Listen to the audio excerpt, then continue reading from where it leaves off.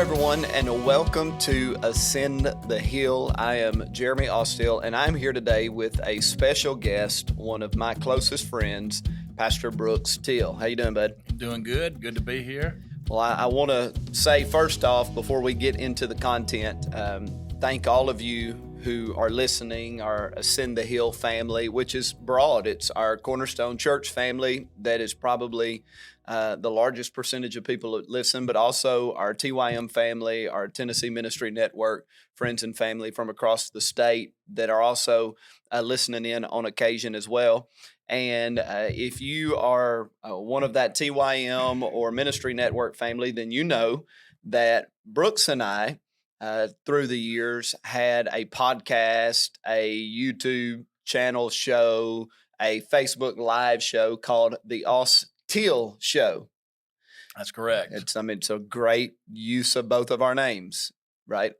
Brooks Till, Jeremy Austill. So we had that show. A name and a name. A name. Oh, yeah. Okay. A name and a name. So we had that show, and we tended to focus on things that were nonsensical most of the time. It was pretty useless.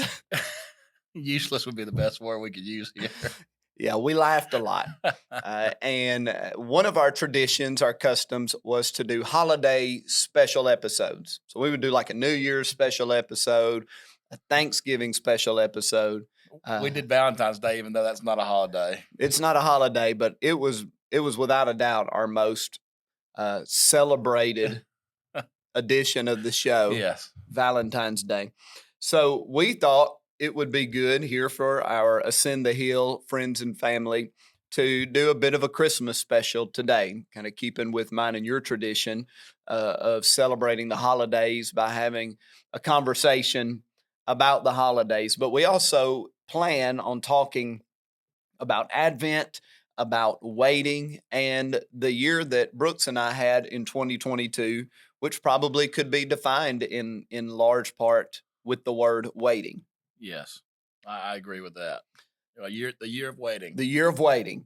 And I want to talk a little about my transition into being the pastor of Cornerstone, your transition into the role of district youth director, which for those that don't know, that's the role I was in before becoming the pastor of Cornerstone.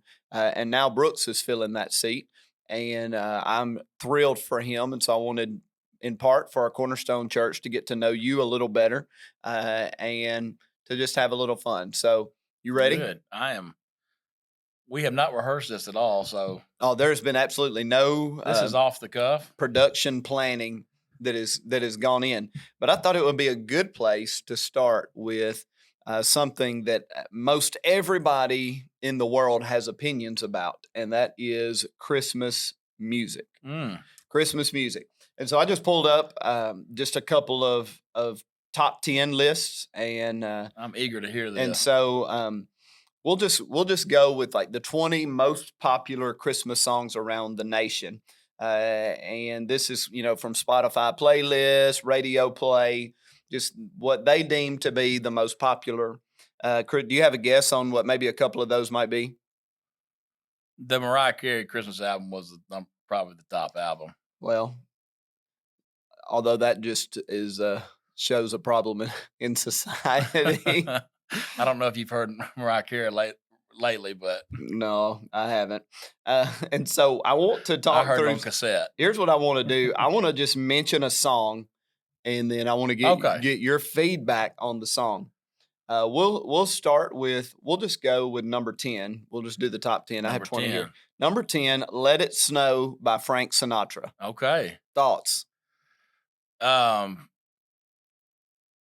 first word that comes to mind is classic. Classic, yes. That is classic, and for some reason I've started thinking about Las Vegas. So I don't know where why. It never snows. Right. If that tells y'all where my mind's at. I've never been to Vegas. I've been to the airport.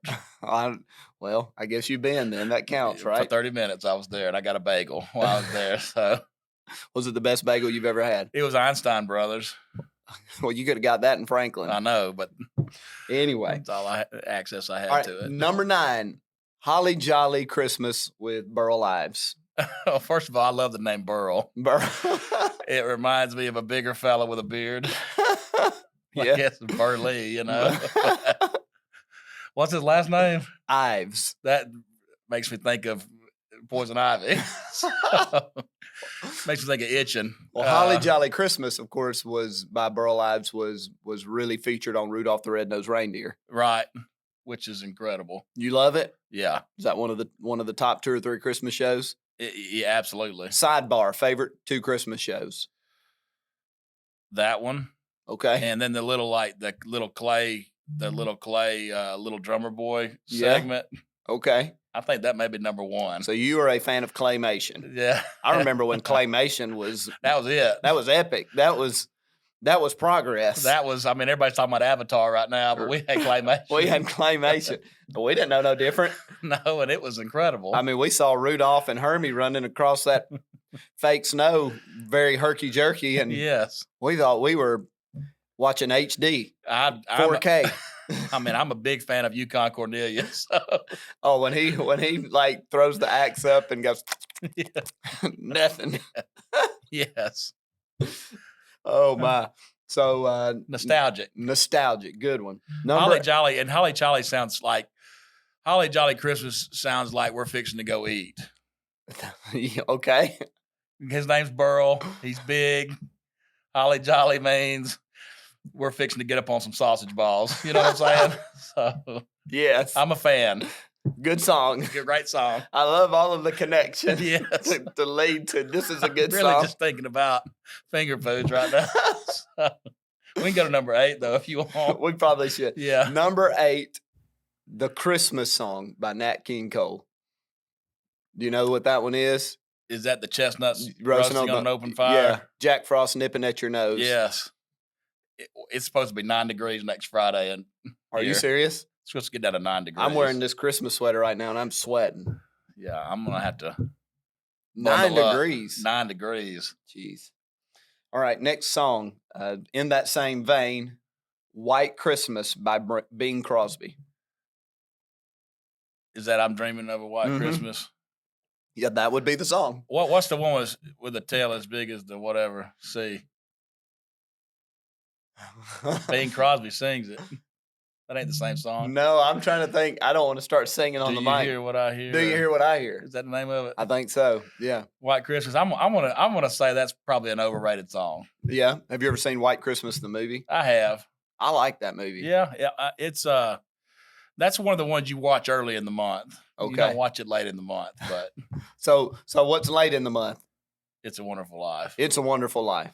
And a Christmas Story. I think I don't even really like it. Christmas Story. It's just on 24 hours at Christmas, so yeah. you got it. I don't love it. It's a Wonderful Life. Did I tell you about that movie years ago? Was I the one that shared that with you? Yeah, because I hadn't watched it up until the last 4 or 5 years. I have watched it my whole life. Yeah, and NBC always plays it on Christmas Eve, and so growing up, that is not just the number 1 Christmas movie. It may be my favorite movie of all time. Every time I've watched it, I cry. It's incredible. It's amazing. And my son, 12 years old, loves it. Black and white. We sit down together. We watch that movie. When he gets his ear slapped. Yes. It messes up his ears. Yeah, it really hurts his ear. It really pulls on the old heartstrings that he didn't tell on them. Right. Because we live in a society where everybody wants to tell on somebody. Right. So. Oh, it's a great movie. Everybody needs to watch. America, you need to watch it. If you're not watching It's a Wonderful Life, you're doing Christmas completely wrong. You're missing it. And if you have negative feelings about that movie, you probably need to find a different podcast. There you go. I'm just playing. You can stay. You can stay. We'll say something you like eventually. What's the next one? The next. We're trying to cut listeners. We're telling people to leave the podcast. All right, incredible. Number 6.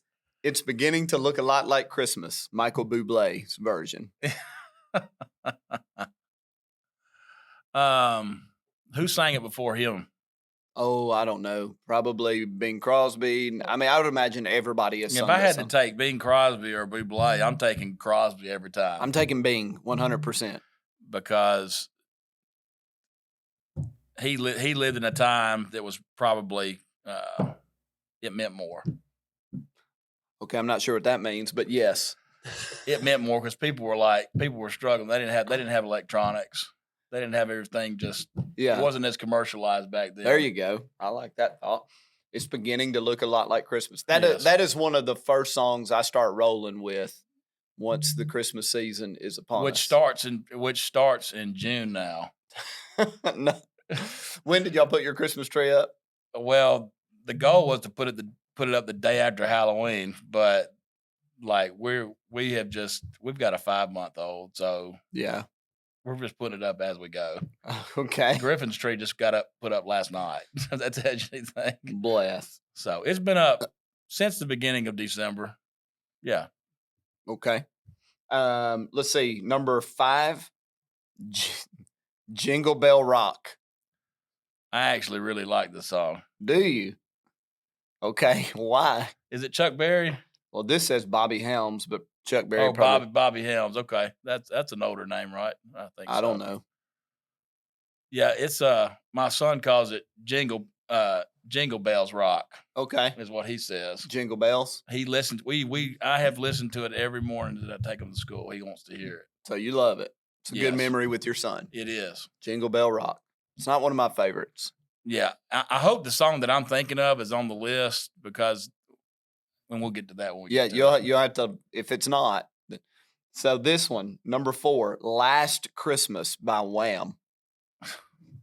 I can't believe that this is one of the top songs on Spotify. It is on the essentials list on iTunes, and it is weird. I don't like it at all. Wham! It should say whack because it's like it's weird. It's just weird. Yeah, last Christmas I gave you my heart, and something about you took it away. I don't know what you did. Let me tell you what I gave my heart to last Christmas. Uh-huh. All right, and we've already mentioned it. Sausage balls and cheese balls, like the one, not the homemade one. Give me the one that comes in the vacuum pack. Yes, okay. Give me that and let it sit out for a little bit. Because they know what they're doing. They didn't put it in that vacuum pack. They know what they're doing. They got it covered in sliced almonds and everything else. Yes. They know what's going on. They know how to do it. No doubt. I love all of the farm, whatever, the Hillsbury Farm, Pepperidge Farm, whatever, the sausages. Hillshire. Yeah, there you go. That, Hillshire. Hillsbury. This man said Pillsbury. They make cookies though. They make Christmas cookies, so that's good. Yeah, I like all the. I mean, if somebody gives me that Hillshire Farms with the cheese and the summer sausage, I'm down. I like all the food they have marked down. Yes, and they got just loads of it laid out there like weeks after Christmas. Oh yeah, those are the foods I like. It's just full of nitrates, full of them. Nitrates. Hillshire Farm sausage. With some of that spicy mustard. Oh yeah, the spicy mustard and like Colby Jack and like a wedge of cheese. Like the box of Entertainers crackers that you get for $1. Yeah, give me some of those. Right, they're not as good as Ritz, but you got to eat them because they've come in the pack, so they're good. A club cracker. So Last Christmas is whack. Whack. Yep, they had their by Wham. No, not Wham. Whack by Wham. All right, number 3 on Spotify. It's the Most Wonderful Time of Year by Andy Williams. That probably should be the number 1 song. It should be up there for sure. It is the most wonderful time of year. I've said that frequently this month. Yeah, that should be probably the number 1 song. Now, the number 1 song to me, I hope it's on the list. And we only got 2 more shots at it. I know. I'm curious. Number 2, Rocking Around the Christmas Tree. That was it. Really? That was it. That's one of your favorites? When they hit the saxophone part in the middle. When it hits that. You did that really well. Yeah. I felt it. When that happens right there, that you know what that says? It's happening. What's happening? Chris Kringle is getting the sleigh ready. He's getting the sleigh ready. And we're doing this around the world in one night. And it was on Home Alone. Right. When they had Michael Jordan going around on the train. Oh, yeah. When he had the strings attached to him. He was letting he was letting Marv and Harry know, like, it ain't happening, fellas. like we got a house full. This house is occupied. Home Alone's it's a good Christmas show. It's a must. I probably watch it the most. Yeah. So during Christmas. Of course, I loved it, and then a few years ago, it was like I'm gonna show it to the kids, and we were about 4 minutes in. I'm like, oh, we're not ready for that yet. Man, Kevin was being so awful to his mom, talking about he hates her. I'm like, no, we're not. We guess Buzz was being inappropriate to his brother. I'm gonna really. This is a shame what I'm fixing to say about this. Okay, but I know where every ugly thing is in that movie, and so like when we're watching it with Griffin, you're like mute. When it gets to it, I go, oh, or I go, I cough when they say the words, and every time he's like, he's into it. Then when I cough, he's looking at me like, why are you doing that? Well, I'm glad you're doing that. And Brittany's asking me, what is it? Yeah. What is it? I'm trying to keep Griffin from going to school and being sent home with a note. That's good. That's what I'm trying to do. That's good. So you like rocking around the Christmas tree? I do, especially when the saxophone part. That's it. That hit you right in the feels.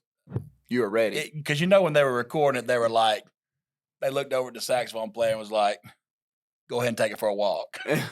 And he did. And he did. And his jaws were blowed up. Yes. Yep. Oh, I love Christmas. I'm in the fields now. So I just had a thought. Somebody blowing the saxophone. Number one, I think that would make me pass out. Here he goes. Yeah, I would. The first thing would happen, my eyes would cross, and then I would black out. So last week, while I was preaching, I got pretty fired up. I think it was second service. I got pretty fired up in one of the parts toward the end, and I mean, I was fired up. Did you run out of air? Yeah, I exhaled too long on one of those like runs of and talking. You were trying to get it in. And when I got done, I kind of stood up, bro. I got really lightheaded. I thought, Lord, I hope I don't pass out right here in front. This is a behind the scenes on the preaching. It's one for of the those ones where you're like trying to talk, and then you're like, I'm trying to get it in. I'm gonna have to dial it back. I got a little lightheaded and thought, let me grab this podium here. So that was your saxophone moment. I guess so. You were like, you took it for a walk. I took it. And about lost my balance. So. Lost your balance and your life. And then number one. In front of everybody. Yeah. And I just did it, by the way. I just tried to run. And you're red-faced right now. I can't breathe right now. So that's good.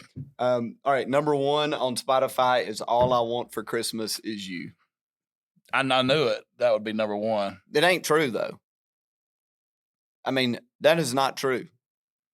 You want other things. All I want for Christmas, maybe I want like a new Apple Watch this year. And I told Brittany, that's literally all I want for Christmas. That's all I want. Not you, Brittany. I want an Apple Watch. I thought about myself. You're not my kids. You're like, I already got you. I've already got all of you. Now it's time for a new Apple Watch so I can multitask in my new role. In your new role. I looked up another of worst Christmas songs. Oh, I would love to hear this. And I'm not going to go through most of them because some of them don't even know what they are. Do you know what probably I don't know if The Spirit of Christmas by Ray Charles is like. I can't recall it. I'm sure. So when Chevy Chase goes in the attic mm-hmm. and he's got all the stuff on and he's cold and he puts the old Christmas reel on. Yeah. That song that plays there, that's it. Okay. Do they know it's Christmas? I mean, everybody knows it's Christmas. Do they know it's Christmas in Africa? Is that the way that song goes? I don't know. I've never been to Africa. The 89 in 1989 Band Aid, a bunch of musicians came together and they sang. We've talked about that song before. It's sad. I was 3 years old when they came out with that. Well, they play it a lot. And can you sing that? I mean, I can, but I'm not gonna. That's probably That's probably a good thing. On the worst songs list, there is All I Want for Christmas Is You. Let's see. Some of these I've never heard of. Let's see. War is Over. You know that War is Over. if you let it. I can't remember the lyrics, but it's something. That sounds awful. It's something from the hippie days, I think, and so I don't. They just. I don't know what they were doing with that. I know we want war to be over. That's for sure. Yeah. We don't want any war. No war. Peace on earth. Peace. There we go. That's what we want. There we go. Christmas shoes. Christmas shoes. Isn't that the one where it's pretty sad too? Is that a contemporary Christian song? Yes, that's a good. Okay. I'm just kind of scrolling through here. Give me a second. Some of these I've never heard of. They said Jingle Bells was one of the worst songs. Really? Last Christmas. Did they not have a soul? I mean, Jingle Bells is good. Here's one. You're a Mean One, Mr. Grinch. I love that song. I love it too. Did he call him a toadstool sandwich or something in the middle? That sounds right. I mean, that sounds like something I'm about. Calling somebody that. I think it's a good song. I like the show too. And what a great meaning. Grandma got run over by a reindeer. You want to talk about ruining Christmas? Let your grandmama get run over by anything. Anything. By a reindeer. That would be pretty tragic. Let's see. I guess reindeer are real. Yes, they are. Did they shoot them? No, not really.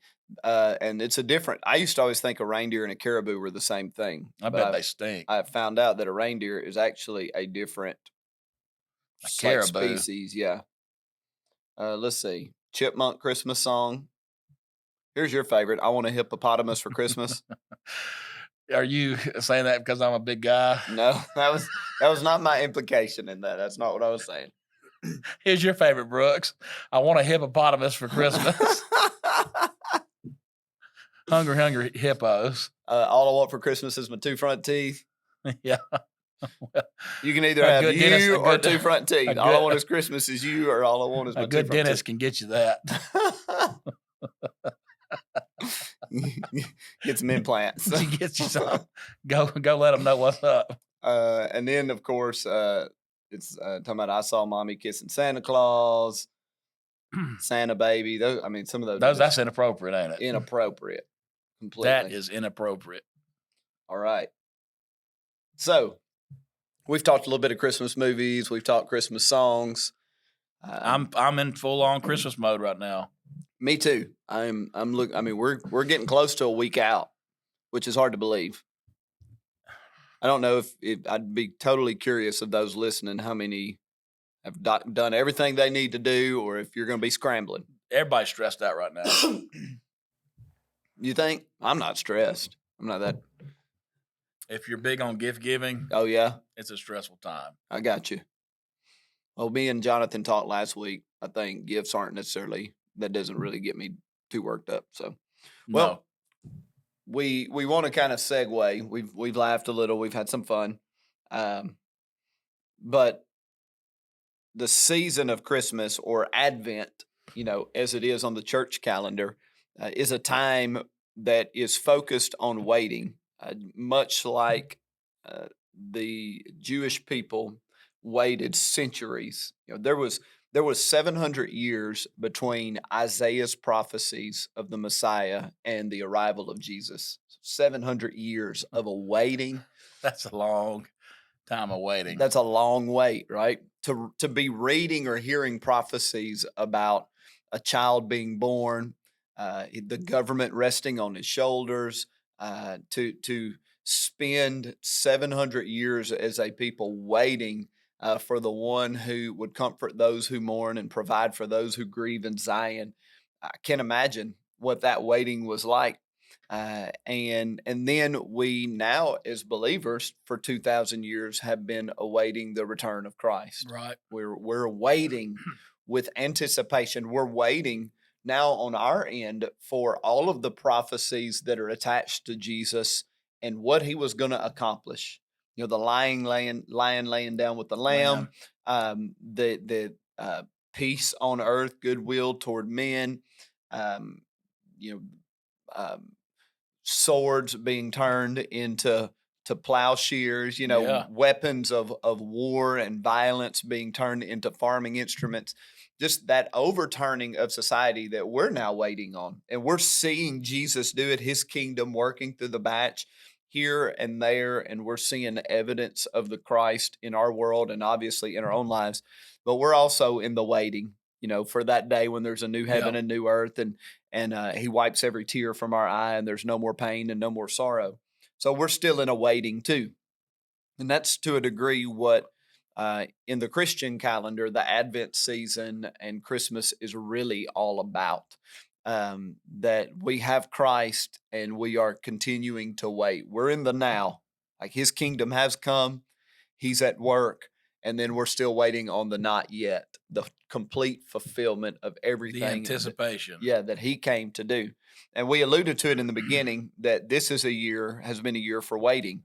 Obviously, for Michelle and I, we're now the pastors of Cornerstone Church, whereas we were the district youth directors all the way up until September 25th or 26th. I can't remember the exact date right now. Yeah. And you were working with Youth Alive and FCA until you became district youth director, second week of November, right? Yep, first November 7th. So I want to just tell a little bit of the story, and then and I want to hear some of yours too, because you were in it with us.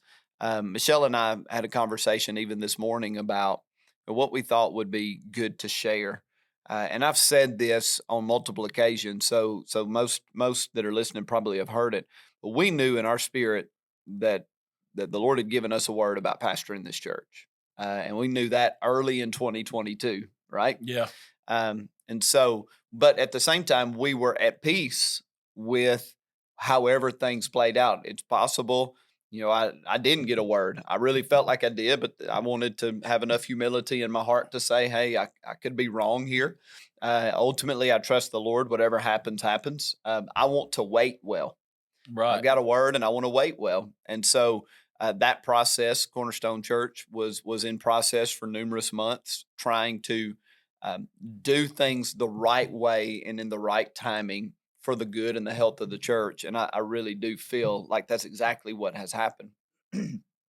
But for us, it was kind of a long stretch of, and it wasn't we want to pastor this church. That's not what it was. It was a legit, we really feel like the Lord has given us a word, and we're able to see how he's begun to orchestrate this, not just in the present, but kind of how he's pieced things together in our past to bring us to this point.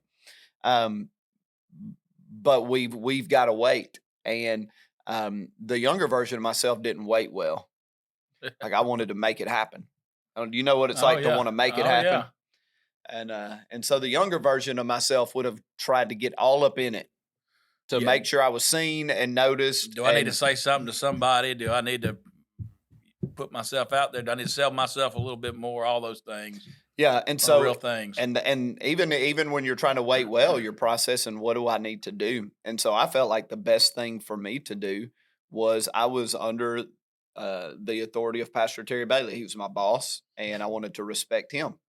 And so in the first quarter of 2022, he and I sat down and had a conversation at a McDonald's in the area. I mean, what a place for a life-changing meeting, right? We sat at McDonald's. We sat down at McDonald's and just talked about the future and, what that would look like for me and how that would affect him. And he very much confirmed. At that point, I was ready to sit down with him and say, I think the Lord might be in this. I would maybe not just say might. I'm feeling really strongly that the Lord is. But I am under your authority, and I want you to give me some guidance, because I don't want to disrespect you, nor the role that I've loved being in for 10 years. So at McDonald's, he said, well, I suspect the Lord's in it too. Said, so we're just going to walk it out. And he gave me permission. He gave me permission to be open to this. And what I told him is, I will not do anything about this without you telling me to, or giving me the liberty to. I won't make any moves. And so he did. He did encourage me to have a conversation with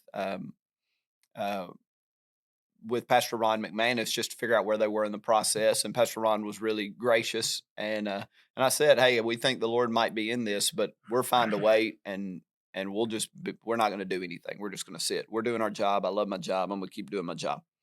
And that was that was several months into the year that conversation happened. And it really was a 5-minute conversation. It was done. And so we didn't do anything else. We just waited on the Lord. We did the men's conference here at the church, the district men's conference at the church. Pastor Rusty Nelson, who pastors the Rock in Huntsville, Alabama, which has multiple campuses. He preached that night, and in the green room afterward, in the green room here at Cornerstone, after he grabbed me and says, "Hey, when you took the platform tonight," he said, "Jeremy, the transition is all over you." He said, "The Lord wants you to know that He's prepared a table for you, and He wants you to sit down at it." And he said, "The Lord wants you to know that you're His man for it." And he kind of said, "I don't know if that, what that means to you." And I was like, "Well, it means a lot." Yeah. But what do you do with that? Well, you just hold it, right?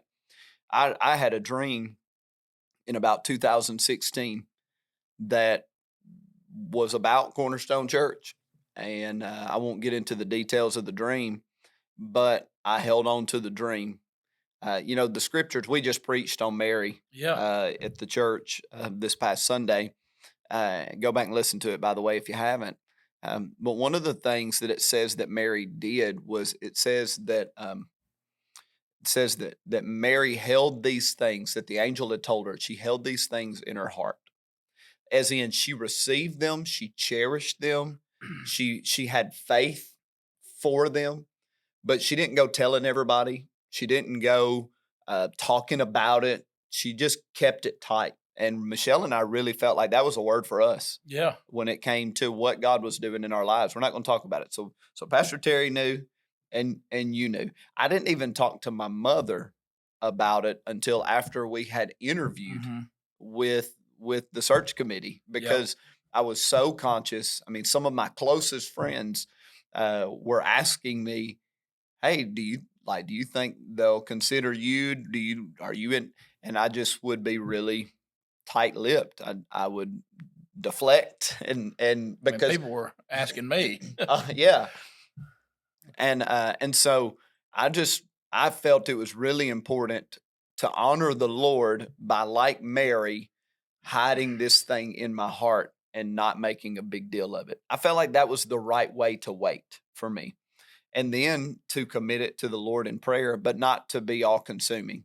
My prayer when it came to uh, what I felt was the word in my heart regarding Cornerstone, my prayer was, "Lord, if it's your will, so be it. Like, you do it. I'm putting it in your hands, and I trust you." I didn't pray about really much anything else. Michelle and I both, and we certainly prayed, if that's what you want, prepare our hearts for it, prepare it for us. And I think I've said on the podcast before, like, I believe whatever is in your future, number one, the Lord is preparing it for you. Oh, absolutely. Like, it's already being prepared. He's preserving it for you, as in, if it's got your name on it, if God has put your name on it, you don't have to worry about somebody else getting it. Right.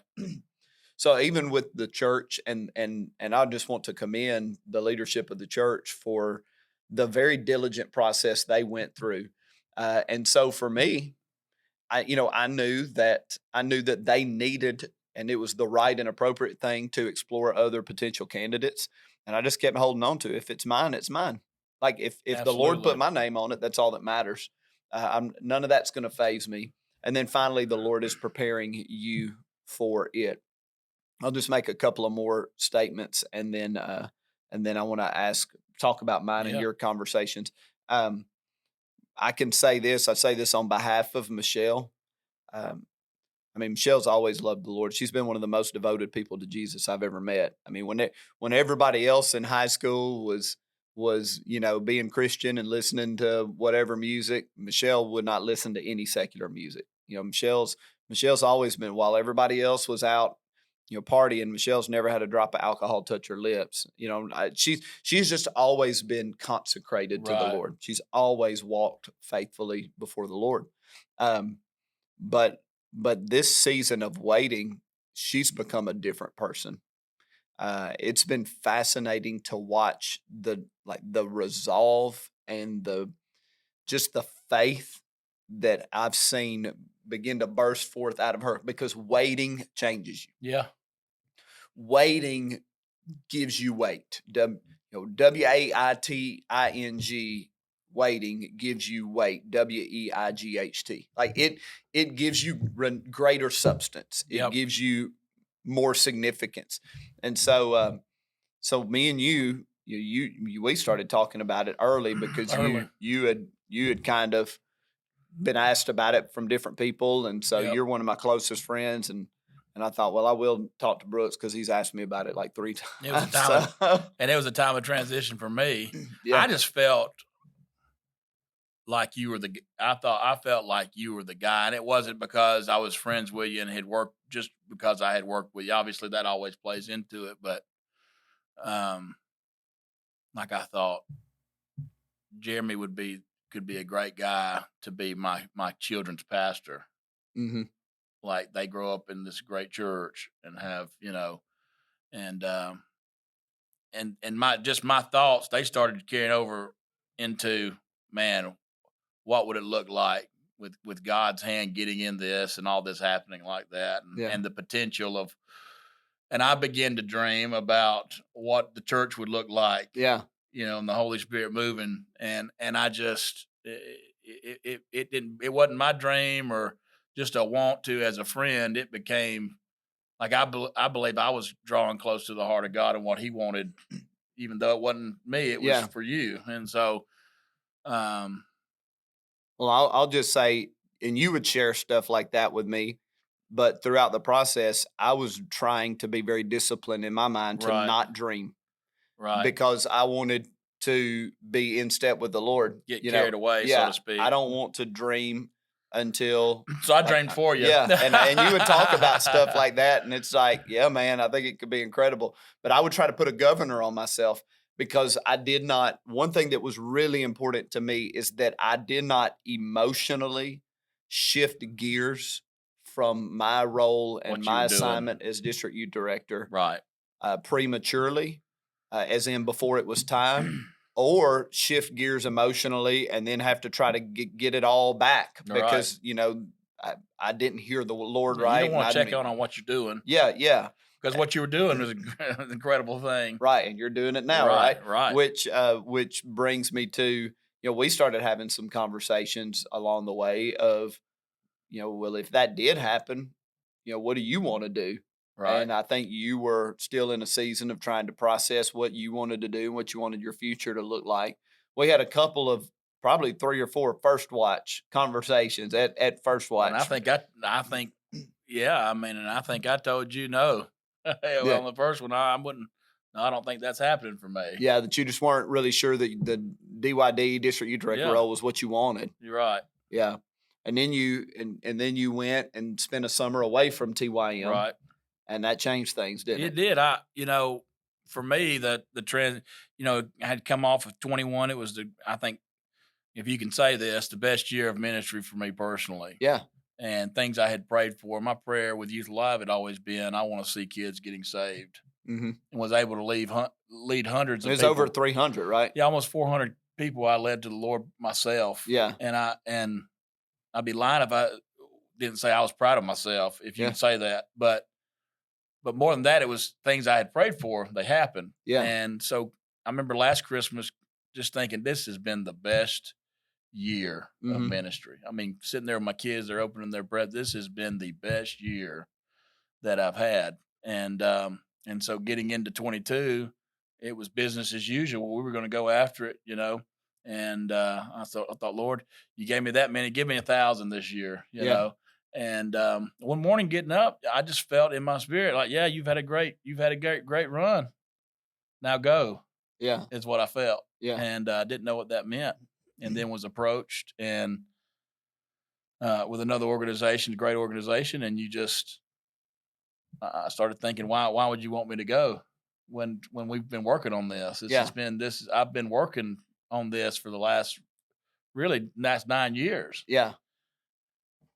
And I felt like I needed to go. Yeah. And so But being away this summer, I thought, this is incredible what I'm getting to do.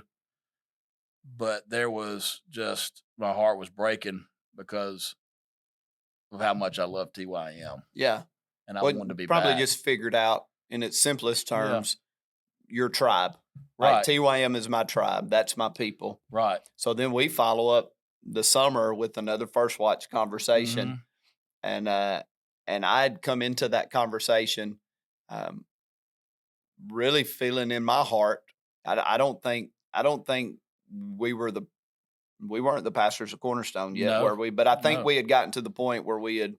So this was post summer by a little bit. Post summer, and I was in full swing of what I was doing. But I think we were very much in the process of maybe about to be voted on, whatever the case. We're sitting at First Watch, and I had intended to come sit down with you that day and say, I really, feeling my spirit that maybe you're the next DYD.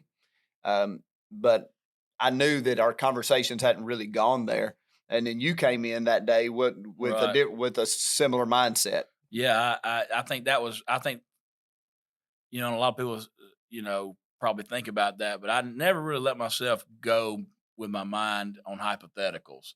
Yeah. But when it became like, this is really like, this is fixing to happen. Yeah. I think that was the first time I really, really gave it some thought.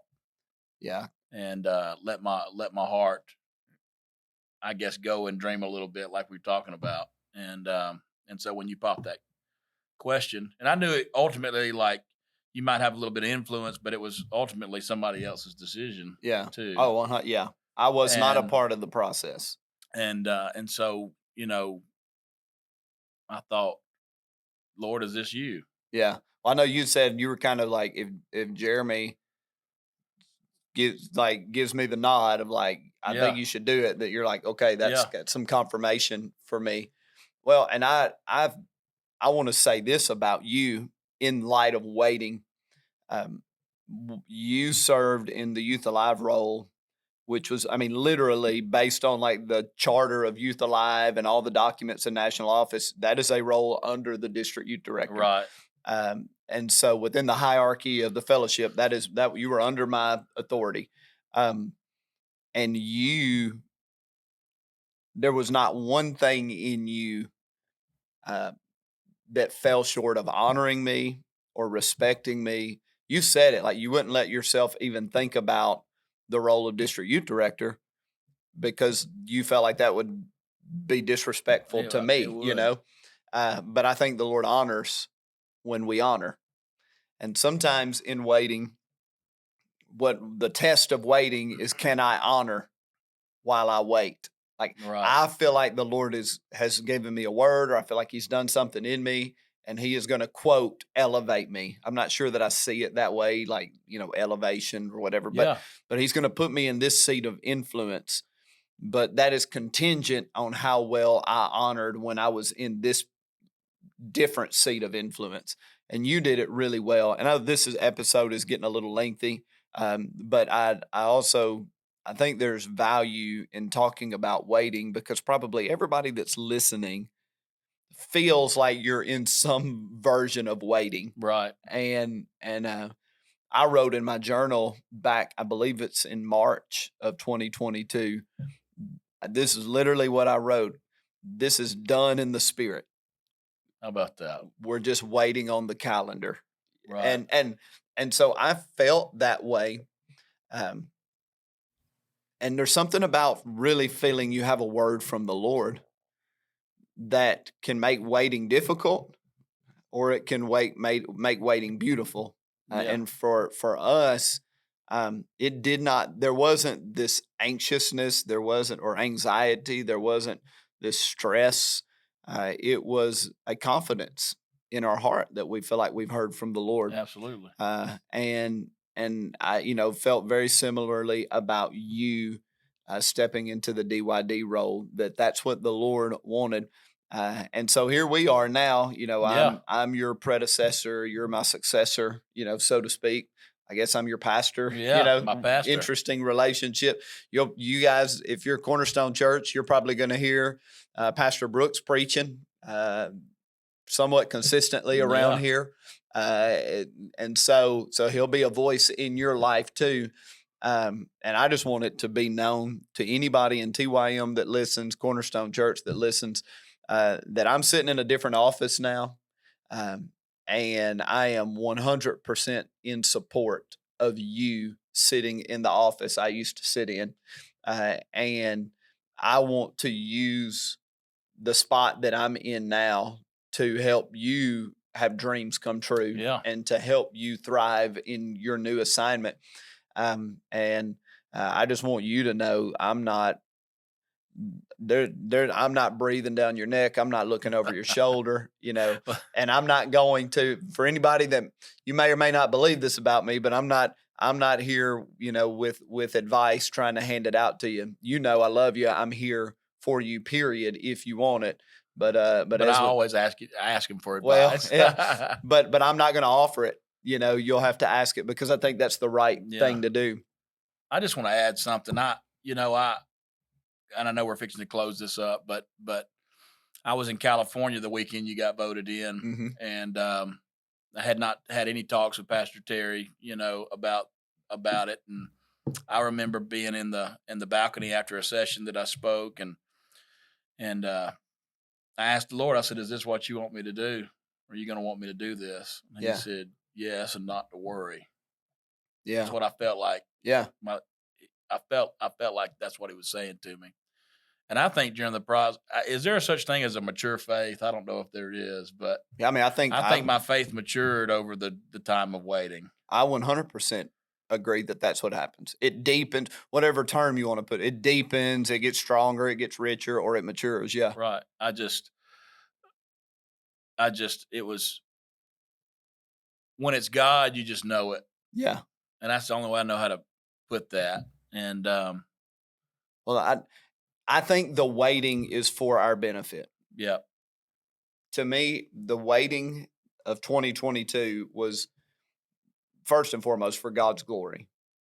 And then it was for my benefit and the benefit of the church. Number one, so that the Lord could prepare the church. He prepared the church, right? But every bit as much, if not more so the Lord could prepare me. And it wasn't like I need to get more experience. That wasn't the preparation, or I need to read up on how to do this or take a couple of courses. No, it was so that I could become the man necessary for the job.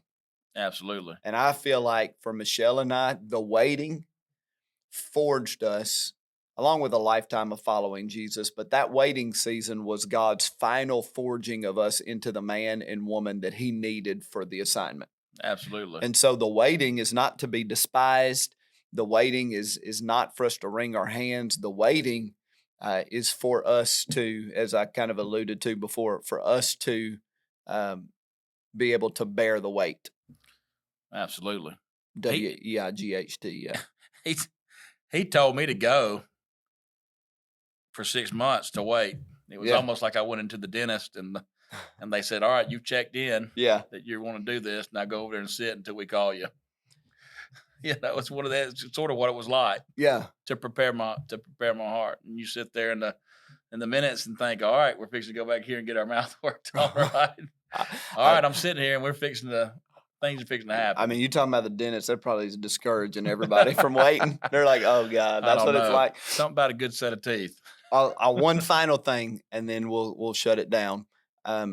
Michelle and I, over the course of the months, you find what you're looking for, you hear what you're listening for.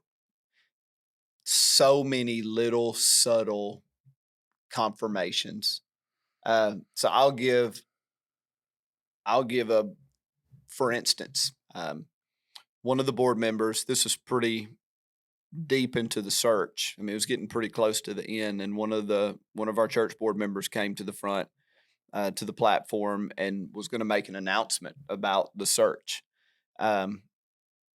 Michelle and I are sitting there on the front row, and you're just like kind of holding your breath, and this is what am I supposed to look like right now?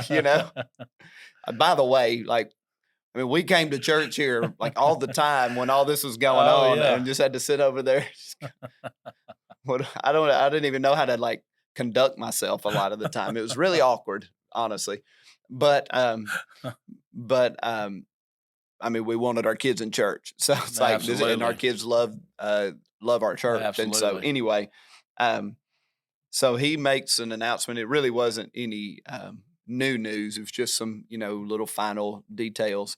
And right after that, the band, the worship team, sings that song, "I'll Make Room for You," which, like, the summer before had become mine and Michelle's song, like a song of covenant between us and God. We sang it at youth convention. We sang it at camp this year. And it was just our covenant to the Lord of, like, whatever you give us the responsibility for, whatever you assign us to, you can trust us.